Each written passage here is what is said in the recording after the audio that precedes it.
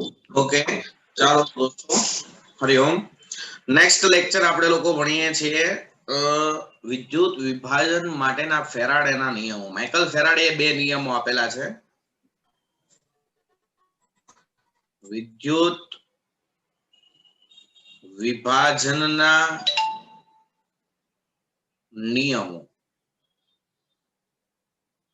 દોસ્તો, વૈજ્ઞાનિક Michael Faraday વિદ્યુત વિભાજનના બે નિયમો આપેલા છે. એને કહેવાય એક ફેરાડેનો પહેલો નિયમ અને બીજો ફેરાડેનો બીજો નિયમ. તો વિદ્યુત વિભાજન માટે ફેરાડેનો પ્રથમ નિયમ શું કહેવા માંગે? તો સિમ્પલ ઇઝ ધી બેસ્ટ. વિદ્યુત વિભાજન કોષમાં પ્રક્રિયા ક્યારે થાય? વિદ્યુત જથ્થો પસાર કરો ત્યારે.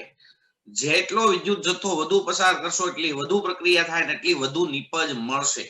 તો દોસ્તો, ફેરાડેનો પહેલો નિયમ એવું કહેવા માંગે છે કે વિદ્યુત વિભાજન કોષમાં વિદ્યુત ધ્રુવો પર પ્રાપ્ત થતી નિપજોનું દળ કોષમાં પસાર કરવામાં આવતા વિદ્યુત જથ્થાના સમપ્રમાણમાં હોય છે. વિદ્યુત વિભાજન કોષમાં વિદ્યુત ધ્રુવો પર પ્રાપ્ત થતી નિપજોનું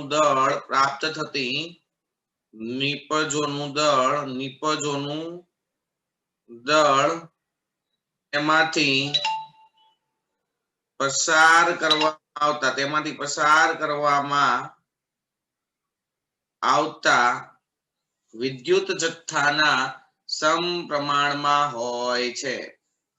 આવતા વિદ્યુત જથ્થાના સમપ્રમાણમાં હોય છે. So weight of product is directly proportional to the passing the electric current. જ્યાં W ને કહેવાય વિદ્યુત ધ્રુવ પર પ્રાપ્ત થતી નિપજનું દળ, Q ને કહેવાય વિદ્યુત જથ્થો. દોસ્તો, આ વિદ્યુત જથ્થો અહીંયા આવે કુલંબ એકમમાં. બરાબર? Q એટલે થાય કોષમાંથી પસાર કરવામાં આવતો વિદ્યુત જથ્થો. આને કહેવાય દોસ્તો ફેરાડેનો પહેલો નિયમ. જેટલો વધુ વિદ્યુત જથ્થો પસાર કરશો એટલી વધુ નિપજ મળશે. કારણ કે દોસ્તો, નિપજ જ ત્યારે બને, પ્રક્રિયા ત્યારે થાય જ્યારે વિદ્યુત જથ્થો પસાર કરો. જો વિદ્યુત જથ્થો જ પસાર ન કરો તો પ્રક્રિયા નહીં થાય. તો જેટલો વધુ જથ્થો પસાર કરશો એટલી વધુ પ્રક્રિયા થાય ને એટલી વધુ નિપજ મળશે. That's all. એટલે પહેલી કામ W ચલે છે Q. દોસ્તો, ચલન દૂર કરો તો થાય W બરાબર ZQ. જ્યાં Z ને કહેવાય દોસ્તો વિદ્યુત રાસાયણિક તુલ્યાંક. Z છે એને કહેવાય વિદ્યુત રાસાયણિક તુલ્યાંક. એની વ્યાખ્યા કઈ રીતે લખાય? Z ની વ્યાખ્યા લખવી હોય તો એમ લખાય કે વિદ્યુત વિભાજન કોષમાં 1 કુલંબ વિદ્યુત જથ્થો પસાર કરતા મળતી નિપજના દળને કહેવાય તેનો વિદ્યુત રાસાયણિક તુલ્યાંક. જો આ Q ને આમ છેદમાં લાવવા દો અને Q બરાબર 1 લઈ લો તો વિદ્યુત વિભાજન કોષમાં 1 કુલંબ વિદ્યુત જથ્થો પસાર કરવામાં આવે ત્યારે પ્રાપ્ત થતી નિપજનું દળ. પહેલી વ્યાખ્યા આવી રીતે લખી શકાય. Z ની વ્યાખ્યા શું લખાય? Z is nothing but a electrochemical equivalent. તુલ્યાંક છે. વિદ્યુત રાસાયણિક તુલ્યાંકની વ્યાખ્યા શું થાય? તો કે વિદ્યુત વિભાજન કોષમાં 1 કુલંબ વિદ્યુત જથ્થો પસાર કરવામાં આવે ત્યારે મળતા મળતી નિપજના દળને તે નિપજનો શું કહેવાય? વિદ્યુત રાસાયણિક તુલ્યાંક કહે છે. ઓકે બ્રધર, ચાલો હવે દોસ્તો તમને બધાને ખબર છે જથ્થો ક્યુ કુલમમાં ક્યારે થાય? ક્યુ બરાબર શું થાય? IT. જ્યાં I એટલે કોષમાંથી પસાર કરવામાં આવતો વિદ્યુત પ્રવાહ એમ્પિયરમાં અને T લખાય સેકન્ડમાં.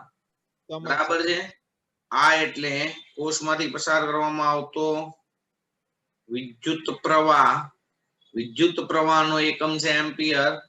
T એટલે કોષમાં જેટલા સમય માટે વિદ્યુત પ્રવાહ પસાર કરવામાં આવે તે સમય લેવાય સેકન્ડમાં.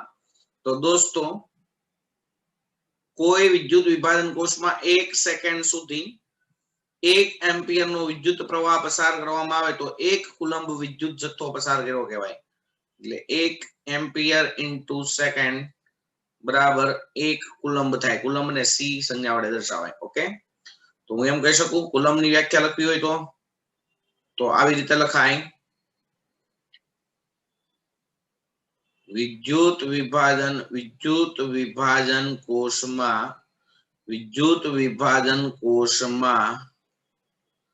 1 સેકન્ડ સુધી 1 એમ્પિયર નો વિદ્યુત પ્રવાહ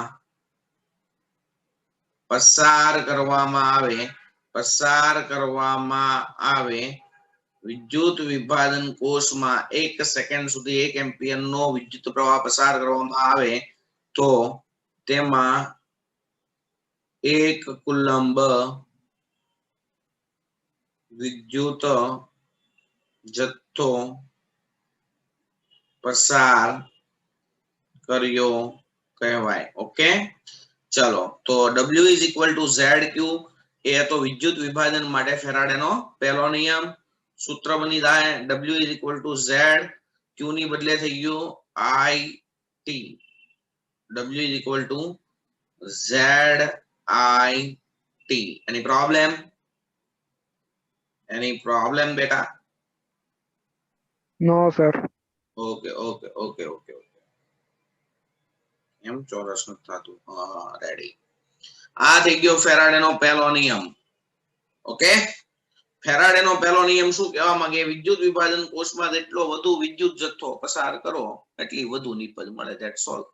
કારણ કે પ્રક્રિયા તો થાય, વિદ્યુત જથ્થો પસાર કરો તો અને પ્રક્રિયા થાય તો નિપજ મળે. નેક્સ્ટ, ફેરાડેનો બીજો નિયમ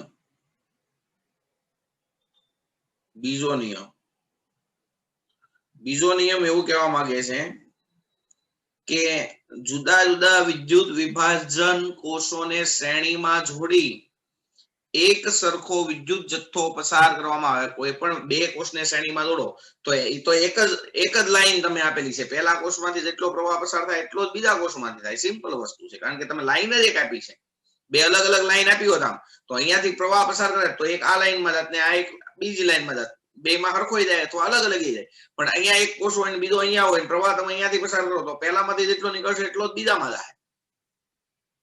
તો જુદા જુદા વિદ્યુત વિભાજન કોષોને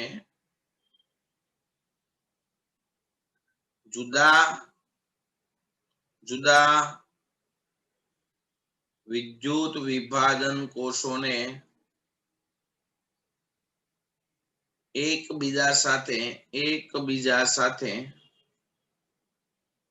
શ્રેણીમાં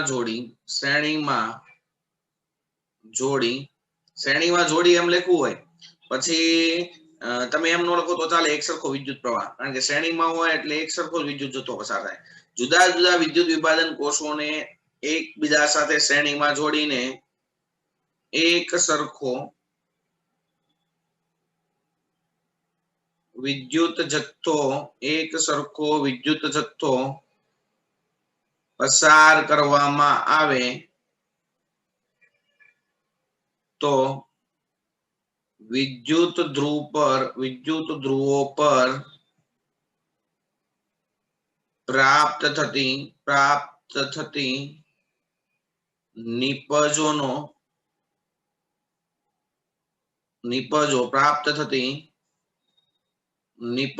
દળ અથવા તો જથ્થો, પણ એ જથ્થો હેમાં લેવાનો? દળમાં. પ્રાપ્ત થતી નિપજોનો જથ્થો તેના તુલ્ય ભાર એટલે ઇક્વિવેલન્ટ વેઇટ ના સમપ્રમાણમાં હોય છે. જુદા જુદા વિદ્યુત વિભાજન કોષોને શ્રેણીમાં જોડીને એક સરખો વિદ્યુત જથ્થો પસાર કરવામાં આવે તો વિદ્યુત ધ્રુવો પર પ્રાપ્ત થતી નિપજોનું દળ તેના તુલ્ય ભારના સમપ્રમાણમાં હોય છે. એટલે અહીંયા આમ લખાશે, પ્રાપ્ત થતી નિપજોનું દળ એટલે W is directly proportional to the equivalent weight of this product. બરાબર, જ્યાં W એટલે પ્રાપ્ત થતી જે તે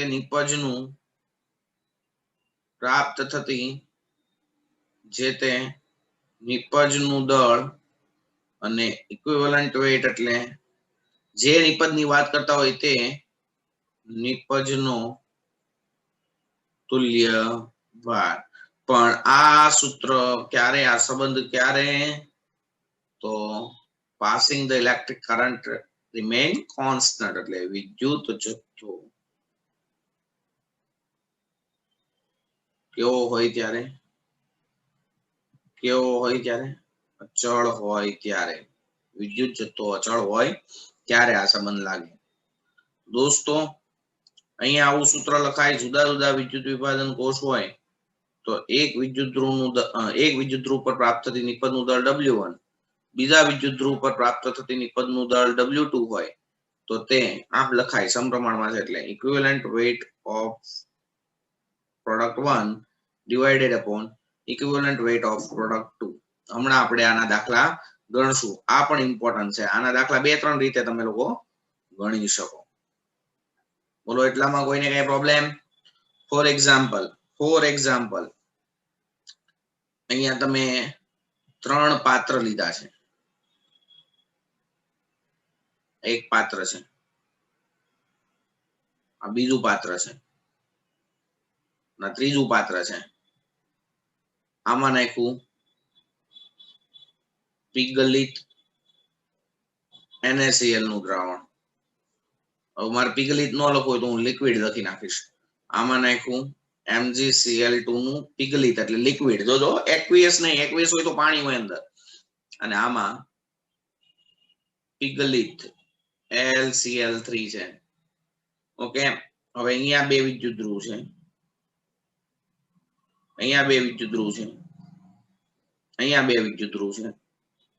હવે આ વિદ્યુત ધ્રુવ ને બેટરીના ધન છેડા હારે જોડેલો છે અને આ છેલ્લાના વિદ્યુત ધ્રુવ ને બેટરીના ઋણ છેડા હારે જોડેલ છે. તો આ તમારો ધન છેડો બનશે, આ ઋણ બનશે. આ ધન બનશે, આ ઋણ બનશે. આ ધન બનશે અને આ ઋણ બનશે. ઓકે, આ બે ને જોડી દીધા છે. ઓકે, તો હવે દોસ્તો અહીંયા શું થશે? વિદ્યુત પ્રવાહનું વહન જો અહીંયાથી આમ થતું હોય તો અહીંયાથી પ્રવાહ અહીંયા આવશે, પછી આમાં જેટલો હશે એટલો અહીંયાથી અહીંયા જાય, કારણ કે માર્ગ એક જ છે. અને અહીંયા પાછો સમય હશે, સર્કિટ પૂરી થઈ જશે. ખબર પડી? તો મારો કહેવાનો ઇન્ટેન્શન એવો છે કે પહેલા પાત્રમાંથી જેટલો વિદ્યુત જથ્થો પસાર થશે એટલો જ બીજા પાત્રમાંથી થશે, એટલો જ ત્રીજા પાત્રમાંથી થશે. તો હાલમાં ધન ધ્રુવ હોય એને દોસ્તો એનોડ કહેવાય, ઋણ ધ્રુવ હોય એટલે એને કહેવાય કેથોડ. વિદ્યુત વિભાજનમાં ધન ધ્રુવ ને એનોડ કહેવાય, ઋણ ધ્રુવ ને કેથોડ કહેવાય. તો સમજી લો કે હાલમાં અહીંયા ઋણ ધ્રુવ એટલે કેથોડ પાસે અહીંયાથી જશે Na+ અને અહીંયા જમા થશે Na. એવી રીતે અહીંયાથી જશે Mg+2 જમા થશે Mg નું રિડક્શન થશે ત્યાં. એવી રીતે અહીંયાથી Al+3 અહીંયા જશે અને ત્યાં એલ્યુમિનિયમ મળશે. ઓકે, તો આ નિયમ એવું કહેવા માંગે છે કે અહીંયા સોડિયમ નું દળ એ તેના તુલ્યભારના સમપ્રમાણમાં હોય, અહીંયા Mg નું મળતું દળ તેના તુલ્યભારના સમપ્રમાણમાં હોય. એટલે તમે આમ લખી શકો weight of sodium upon weight of Mg is equal to equivalent weight of sodium divided upon equivalent weight of Mg. Directly તમે આમ લખી શકો, અથવા તમે આ બેની કમ્પેરિઝન કરી શકો. weight of Mg divided upon weight of aluminum is equal to equivalent weight of Mg divided upon equivalent weight of aluminum. અથવા તમે પહેલા અને ત્રીજાની કમ્પેરિઝન પણ કરી શકો આવી રીતે.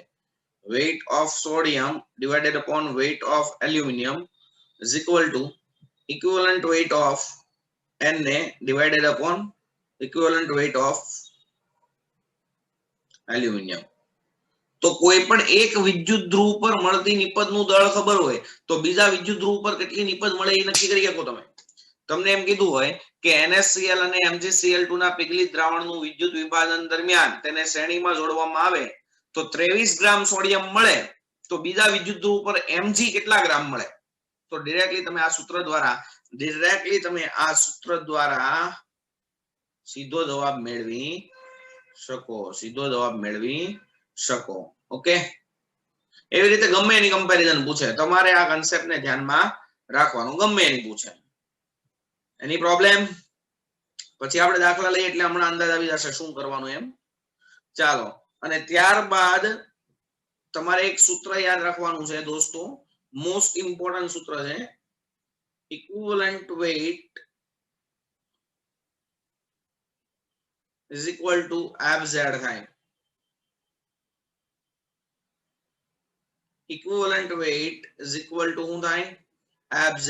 કોઈ પણ પદાર્થનો તુલ્ય ભાર એટલે તેનો વિદ્યુત રાસાયણિક તુલ્યાંક ગુણ્યા ફેરાડે અચળાંક થાય, જ્યાં F ને કહેવાય ફેરાડે અચળાંક, જેની કિંમત આપણે સરળતા માટે લેશું 96,500 કુલમ.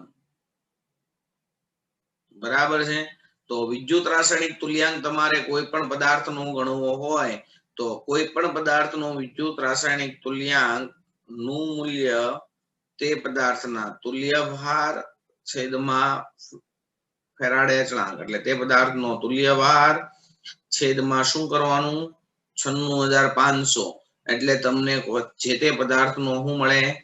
વિદ્યુત રાસાયણિક તુલ્યાંક મળે.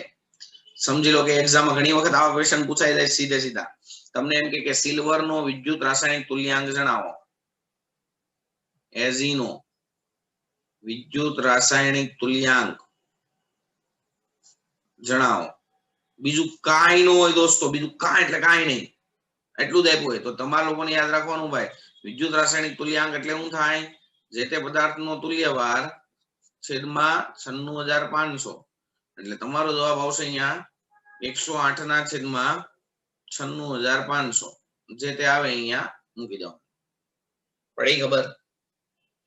એપ્રોક્સિમેટલી કેટલા આવે તો તમે અહીંયા આરામથી કરી શકો કે જો હું આને આમ કહી દઉં, આમ 10.8 ગુણ્યા 10, આને કહી દઉં 9.65 ગુણ્યા 10⁴. બરાબર છે. તો આ 10.8 ના છેદમાં 9 એટલે 0.1 સમથિંગ 1 સમથિંગ આવે, 1 point સમથિંગ એની કઈ જરૂર નથી, ગુણ્યા આ 10 અને આ 10⁴ ઉપર જાય એટલે 10⁻⁴, એટલે 10⁻3. તમારો આન્સર આવે 0.30 આગળ લઈઓ 000. બરાબર ને? નહીં, 0.001 સમથિંગ આ રીતનો તમારો આન્સર થાય. જે થાય ટૂંકમાં તમારે લોકોને વિદ્યુત રાસાયણિક તુલ્યાંક ગણવું હોય તો તમારે શું કરવાનું? જે તે પદાર્થનો વિદ્યુત રાસાયણિક તુલ્યાંક ગણવો હોય એનો તુલ્યભાર છેદમાં 96,500 છેદમાં 96,500 કરી દેવાના, કામ પૂરું. ઓકે, ચાલો તો અહીંયા આપણે હાફ સેશન કરીએ છીએ પૂરો. 3-4 મિનિટ પછી ફરીથી બધા જોઈન થઈએ. ચાલો દોસ્તો, નેક્સ્ટ ફેરાડેના 2 નિયમો ભણ્યા આપણે. ત્યારબાદ આ બંને નિયમોને સાંકળતો એક નિયમ ડેવલપ કરવામાં આવ્યો, એને કહેવાય ફેરાડેનો આધુનિક નિયમ. ફેરાડેનો આધુનિક નિયમ દોસ્તો ફેરાડેનો આધુનિક નિયમ કેવા શું માંગે છે? તો દોસ્તો વિદ્યુત વિભાજન કોષમાં વિદ્યુત ધ્રુવો પર ક્યાં તો ઓક્સિડેશન થાય ક્યાં તો રિડક્શન પ્રક્રિયા થાય, જે પ્રક્રિયા થાય એ પ્રક્રિયા વિદ્યુત ધ્રુવો પર પ્રાપ્ત થતી નિપજોનું દળ પ્રક્રિયાની તત્વ યોગ મિતિ પ્રમાણે કોષમાંથી પસાર થતા વિદ્યુત જથ્થા સાથે સંબંધ ધરાવે છે. પહેલેથી વિદ્યુત વિભાજન કોષમાં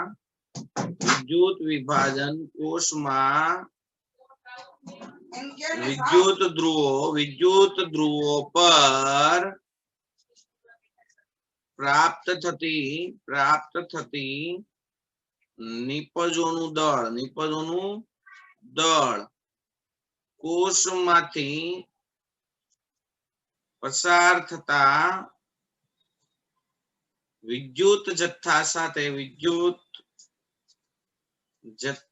સાથે તત્વયોગમિતીય સંબંધ ધરાવે છે. તત્વયોગમિતીય સંબંધ ધરાવે છે. સાહેબ કઈ ટપકો પડતો નથી, બહુ સિમ્પલ છે ભાઈ.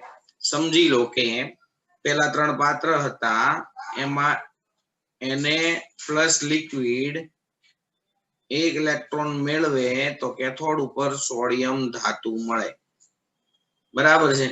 બીજું પાત્ર હતું, એમાં જો શ્રેણી જોડાણ હોય તો બીજા પાત્રમાં પણ દોસ્તો 1 જ ઇલેક્ટ્રોન પસાર થશે, કારણ કે જોડાણ તો શ્રેણી લીધું છે. તો પછી અહીંયા Mg પ્લસ નો મળે, નિપજ તો Mg જ મળે, પણ આ Mg પ્લસ 2 અડધો થઈ જાય, એટલે નિપજ Mg કરસ્કી કેટલી મળશે? 1/2. આ જ પ્રમાણે Al+3 લિક્વિડ, એમાંથી પણ 1 જ ઇલેક્ટ્રોન પસાર થાય તો Al મળે, અને Al કેટલો મળે? Wait 1 minute. તો Al+3 માં 1 મોલ ઇલેક્ટ્રોન જ પસાર થશે, કારણ કે તમે શ્રેણી જોડાણ કરેલું છે. તો અહીંયા તમારે +1 વીજભાર કરવા માટે આને 1/3 કરવો પડશે, તો એલ્યુમિનિયમ 1/3 મળશે. એટલે NaCl માં દ્રાવણમાંથી 1 ફેરાડે વિદ્યુત જથ્થો, 1 મોલ ઇલેક્ટ્રોન એટલે 1 ફેરાડે થાય, યાદ રાખજો. તો 1 મોલ એને મળે.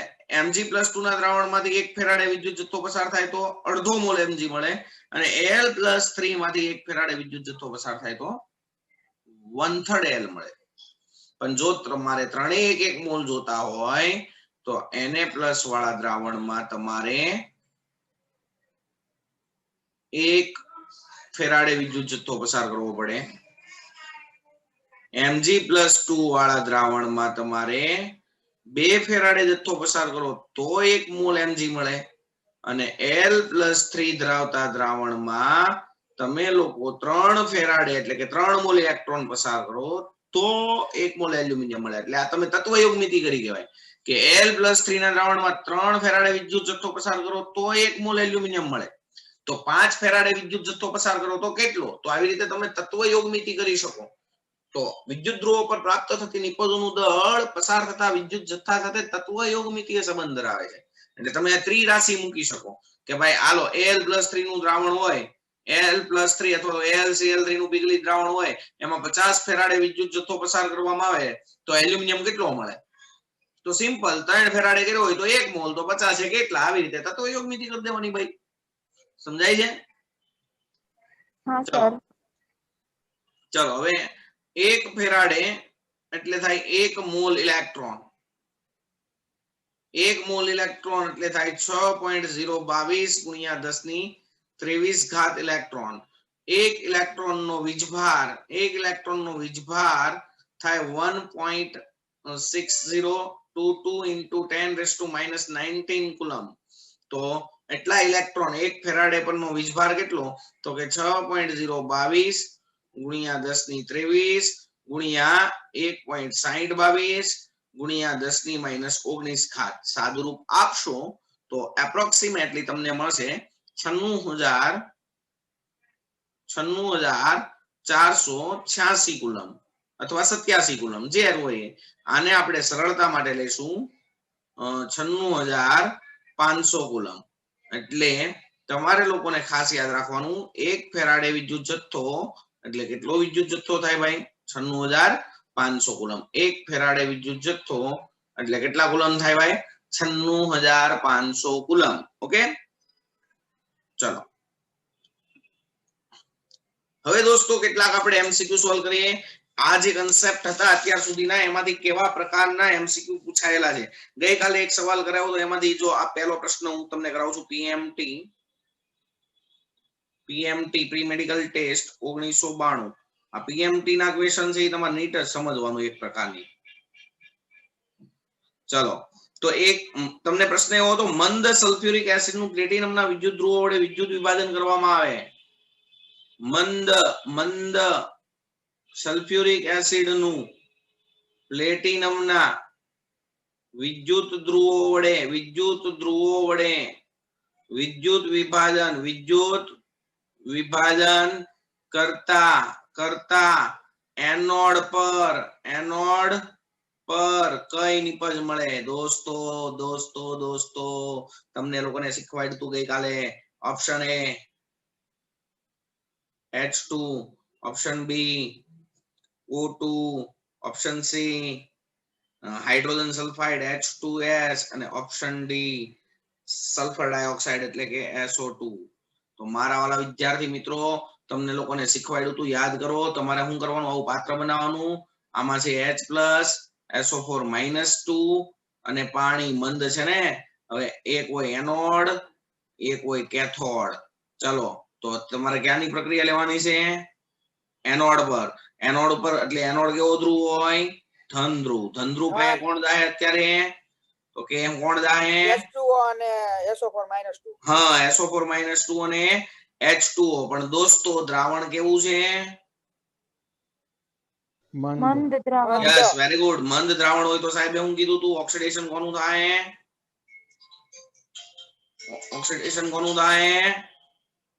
પાણીનું ઓક્સિડેશન કઈ રીતે થાય? તો આ રીતે થાય. તો દોસ્તો બોલો કઈ નિપજ મળશે?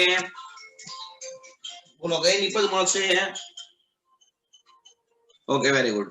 ચલો નેક્સ્ટ પ્રશ્ન તમને પૂછાયેલો તો પીએમટી 1994 માં આ પ્રકારનો પ્રશ્ન. હું તમને હારે કેટલાક ક્વેશ્ચન એટલે લેતો જાઉં છું કારણ કે તમને અંદાજ આવે કે તૈયારી તમારે કઈ રીતની કરવાની છે. પીએમટી 1994. ચાલો પ્રશ્ન તમારો આવો છે કે 25 ડિગ્રી સેલ્સિયસ તાપમાને Li+/Li બરાબર. આના બધાના મૂલ્ય આપેલા છે પોટેન્શિયલ ના. તો હું આમ જ કહી દઉં, પ્રમાણિત પોટેન્શિયલ છે. E0 Li+/Li ઈ તમને આપેલો છે -3.05 વોલ્ટ. પછી તમને આપેલો છે E0 Ba+2/Ba ઈ તમને લોકોને આપેલો છે -2.90 વોલ્ટ. પછી તમને આપેલો છે E0 Na+/Na એનું મૂલ્ય તમને લોકોને આપેલું છે -2.71 વોલ્ટ. અને લાસ્ટમાં આપેલું છે E0 Mg+2/Mg અને ઈ તમને આપેલું છે -2.37 વોલ્ટ. અને તમને એમ કીધું છે કે સૌથી પ્રબળ ઓક્સિડેશન કરતા કયો? જોજો, સૌથી પ્રબળ ઓક્સિડેશન કરતા કયો? ઓપ્શન આવા છે A Ba+2, B Mg+2, C Na+, D Li+. બોલો તો દોસ્તો સૌથી પ્રબળ ઓક્સિડેશન કરતા કયો? તો સૌથી સરળતાથી જેનું રિડક્શન થાય પ્રબળ ઓક્સિડેશન કરતા કહેવાય. જવાબ આપો. સૌથી સરળતાથી રિડક્શન કોનું થાય? સૌથી સરળતાથી રિડક્શન કોનું થાય? જેનો પ્રમાણિત રિડક્શન પોટેન્શિયલ કેવો હોય? વધુ એનું રિડક્શન થાય. તો આ કેવા પોટેન્શિયલ છે? રિડક્શન કે ઓક્સિડેશન? જો Li પ્લસ માંથી Li બને તો એને ઓક્સિડેશન કહેવાય કે રિડક્શન? રિડક્શન. તો આ બધા રિડક્શન પોટેન્શિયલ છે. હા. કોનું મૂલ્ય વધારે હોય? કોનું મૂલ્ય વધારે? mg. તો દોસ્તો કમ્પેરેટિવલી માઇનસ છે એટલે Mg+2 નું રિડક્શન નહીં થાય કારણ કે પોટેન્શિયલ કેવો છે? માઇનસ. પણ ઉપરના વાળાની કમ્પેરિઝનમાં Mg+2 નું સરળતાથી રિડક્શન થાય અને Mg+2 નું સરળતાથી રિડક્શન થાય તો એ બીજાનું સરળતાથી શું કરે? ઓક્સિડેશન. તો સૌથી પ્રબળ શું થાય? ઓક્સિડેશન કરતા. સમજાય છે? સમજાય છે? ખબર પડે છે? હા sir. Okay okay very good. ત્યારબાદ PMT 1995 માં એક પ્રશ્ન એવો પૂછાણો હતો, ઈ શાબ્દિક પ્રશ્ન છે, હું બોલી જાઉં છું, તમે સમજો. ધાતુના ટુકડાના એક છેડાને ગરમ કર્યા તો બીજો છેડો પણ ગરમ થાય છે, કારણ શું? આ ધાતુના ટુકડાને એક છેડે ગરમ કરવું તો બીજો છેડો પણ ગરમ થાય છે, કારણ શું? ઓપ્શન એ, ઇલેક્ટ્રોન દ્વારા ઉર્જાનું વહન એક છેડાથી બીજા છેડે થાય. ઇલેક્ટ્રોન દ્વારા ઉર્જાનું વહન એક છેડેથી બીજે છેડે થાય. બીજું, પરમાણુની ઉર્જામાં થોડો ફરક પડતા નથી. ત્રીજું, ધાતુના અવરોધના કારણે. અને ચોથું, ધાતુમાં પરમાણુના વહનના કારણે. તો દોસ્તો તમે આને ગરમ કરો તો પરમાણુનું વહન થાય કોઈ દિવસ? નો થાય. નો થાય. શું થાય? ઇલેક્ટ્રોન. ઇલેક્ટ્રોન ઉત્તેજિત થાય. ઇલેક્ટ્રોન ગરમી આપો એટલે ઇલેક્ટ્રોન એક જગ્યાએથી બીજી જગ્યાએ ઉષ્માને લઈ જાય. દોસ્તો યાદ કરો, ધાતુમાં વિદ્યુતનું વહન કોના દ્વારા થાય? ઇલેક્ટ્રોન દ્વારા. ઇલેક્ટ્રોન તો દ્વારા. આ ગરમીનું વહન એ કોના દ્વારા થશે? ઇલેક્ટ્રોન દ્વારા. એટલે આ છેડેથી ઇલેક્ટ્રોન અહીંયા જાય ગરમી લઈને. ખબર પડી? એટલે તમારો આન્સર આવશે એ. નેક્સ્ટ. ચલો next most important question. PMT 1995 માં બીજો પૂછાણો હતો. એ કેવો પ્રકારનો પ્રશ્ન હતો એ હું તમને અહીંયા કહેવા જઈ રહ્યો છું. ચલો, PMT 1995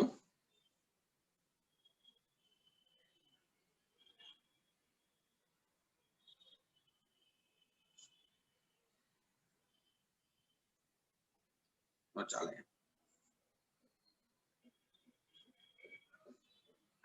PMT 1995 એક વિદ્યુત રાસાયણિક કોષ એવી રીતે બનાવવામાં આવ્યો છે, તો કોષ આવો છે PT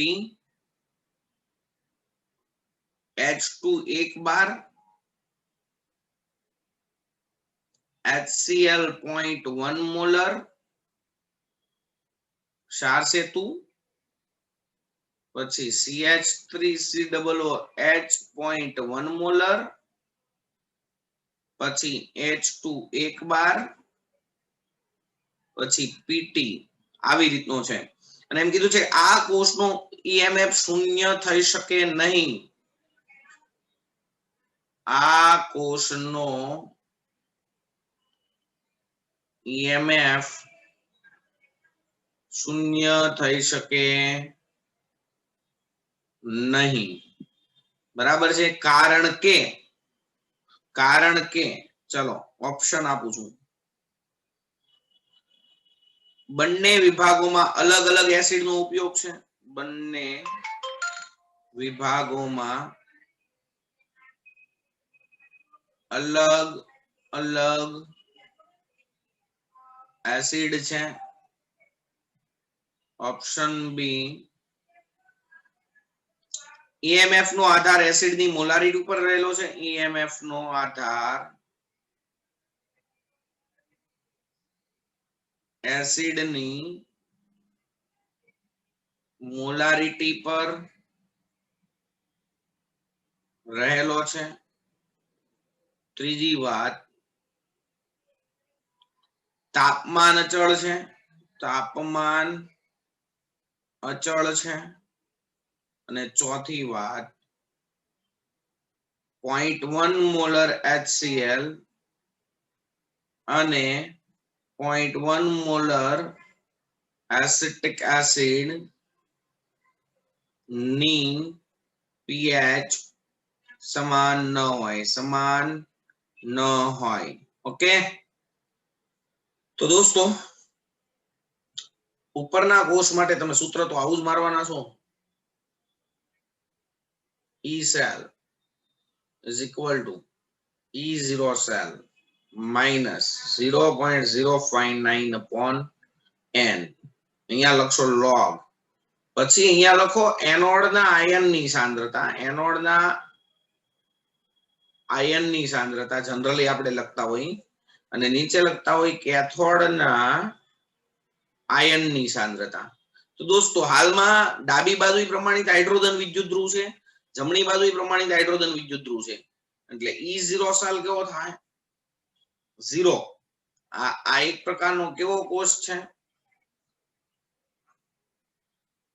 સાંદ્રતા કોષ છે કારણ કે એનોડે હાઇડ્રોજન નો છે અને કેથોડે હાઇડ્રોજન નો છે એનોડે હાઇડ્રોજન નો છે અને કેથોડે હાઇડ્રોજન નો છે બરાબર છે એટલે આ સાંદ્રતા કોષ કહેવાય હવે સાંભળજો તો બંને વિભાગોમાં અલગ અલગ એસિડ છે એના કારણે 0 નો થાય એટલે ભાઈ એસિડ અલગ અલગ હોય ધારો કે એક HCl છે બીજું HNO3 હોત તો અને 2.1.1 હોત તો આ 0 થઈ જતા સોરી અહીંયા 0.1 આવે એટલે log 1 એટલે 0 એટલે આ બધું 0 તો E સેલ કેવો થઈ જાય 0 પણ આપણે તો 0 નથી થતો કારણ શું કારણ કે દોસ્તો HCl છે ને HCl ઈ પ્રબળ છે એટલે એમાંથી જે H+ ને Cl- છૂટા પડે એ સંપૂર્ણપણે આનું આયનીકરણ થાય એટલે I.1 હોય I.1 હોય જ્યારે એસિટિક એસિડ છે ને એસિટિક એસિડ એ નિર્બળ છે આ 0.1 મોલર હોય તો એમાંથી જે H+ ને ACO- છૂટો પડે તો આ 0.1 નો હોય કેમ તો કે આ નિર્બળ છે આનું ખાલી થોડુંક એવું આયનીકરણ થાય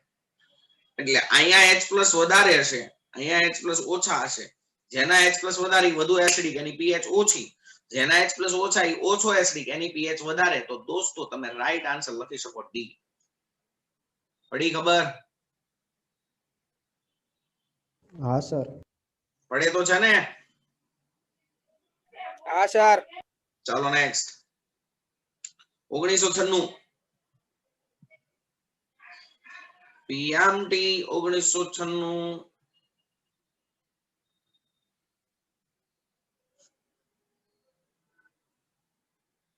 પ્રશ્ન આવો છે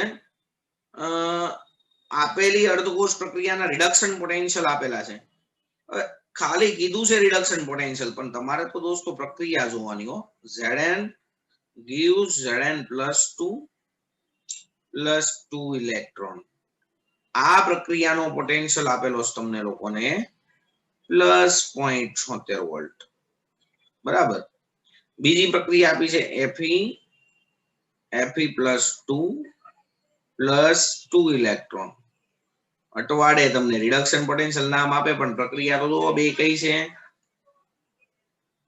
છે ઓક્સિડેશન તો આમાંથી કોષ બનાવ્યો હોય આ બે માંથી કોષ બનાવવામાં આવે તો તે કોષનો સંપૂર્ણ E0 સેલ કેટલો થાય તો દોસ્તો આવી રીતે કોઈ સવાલ હોય તો તમારે લોકોને એવું કરવાનું અત્યારે આ કઈ પ્રક્રિયા છે Zn માંથી Zn+2 બને Zn માંથી Zn+2 બને કઈ પ્રક્રિયા કહેવાય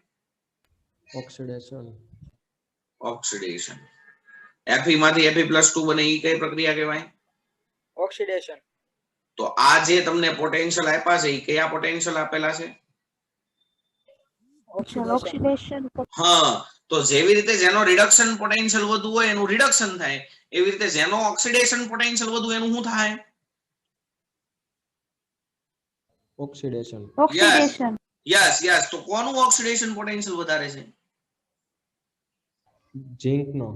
ઝિંક નો યસ તો આ બેની કમ્પેરિઝન કરો તો હાલમાં ઓક્સિડેશન કોનું થાય ઝિંક નું તો ઝિંક ને એના તરીકે લેવાનો એનોડ અને Fe ને એના તરીકે લેવાનો કેથોડ હવે તમારી પાસે કયા પોટેન્શિયલ છે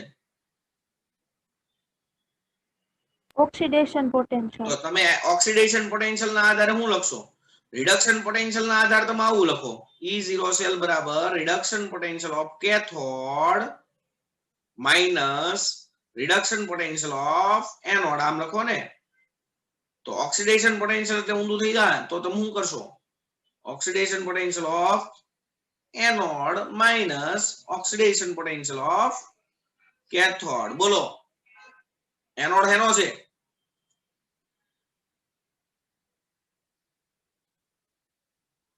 બોલો એનોડ કયો છે અત્યારે?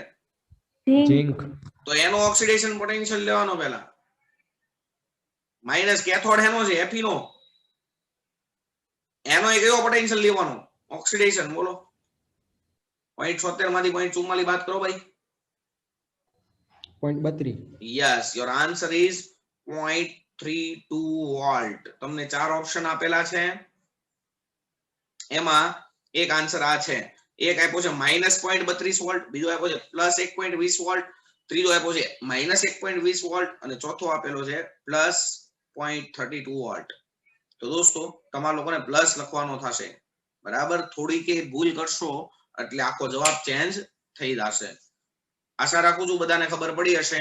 અહીંયા આપણે આ ચેપ્ટર ને વિદાય આપીએ છીએ. ચલો સોરી, આ લેક્ચર ને વિદાય આપીએ છીએ. ઓકે, ચલો લઈ